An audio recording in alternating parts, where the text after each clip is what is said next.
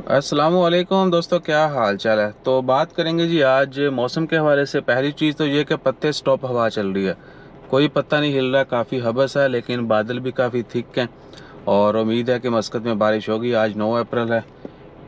अयवा 9 अप्रैल और इतवार का दिन है, साल 2023।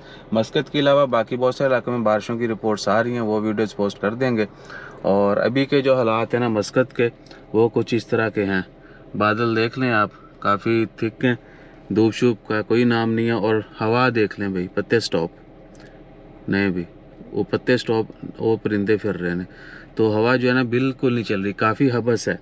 और ये इस साल का पहला यानी ह्यूमिडिटी भी है और लग रहा है कि सख्त बारिश होगी, क्योंकि जब कभी हवस हो, बादल शादल हों, तो एक्सपेक्टेड यही होता है कि बारिश अंधाधुंध होगी।